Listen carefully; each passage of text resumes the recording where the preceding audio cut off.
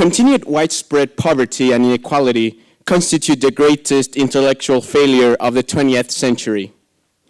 It is up to us to ensure that their perpetuation doesn't become the greatest intellectual failure of this century as well. Poverty expresses itself in many forms. One of these forms is housing.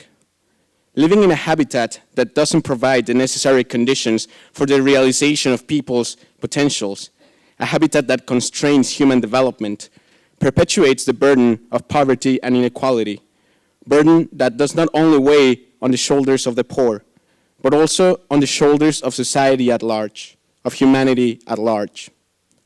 Poverty has to end. We ought to end it.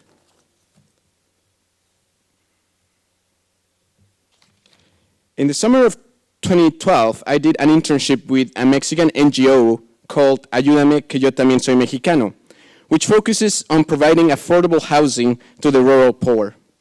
During this internship, I learned about the concept of rezago habitacional, which can be translated as housing lag, and is defined as the number of new houses that will be required to fulfill the unmet shelter needs of a country's population.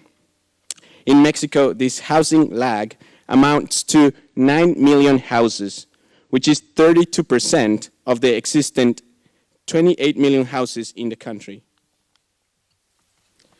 and 24% of the 37 million houses that will be required to fulfill the shelter needs of the whole country.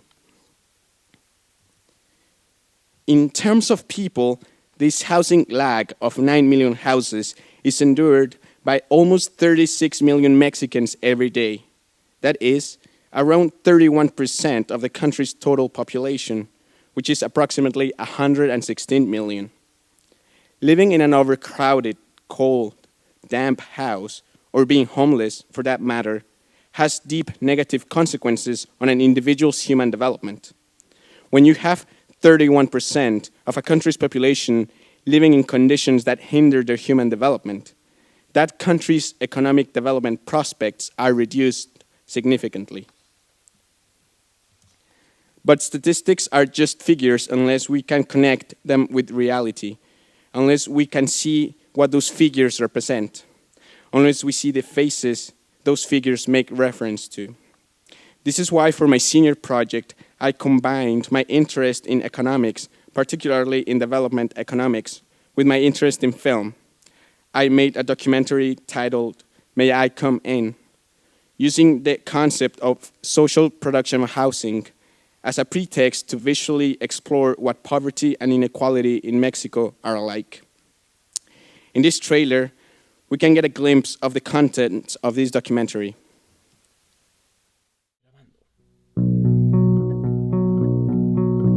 Al gobierno le ha interesado más la cuestión económica de producir vivienda, sirva o no sirva. Hay que decir que la producción social de vivienda es una forma de producción distinta a la producción de mercado, que no está valorando un capital, sino está valorando el trabajo de la gente.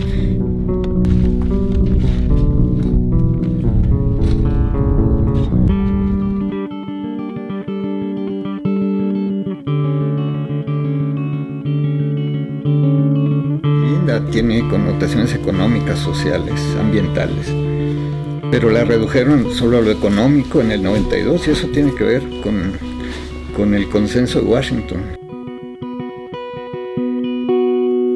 Se ha mirado siempre a la gente pobre como un objeto de desarrollo y no como un sujeto de desarrollo. Lo importante no es participar, es tener poder para participar. Eso es lo importante. Un hábitat implica una relación densa con el medio.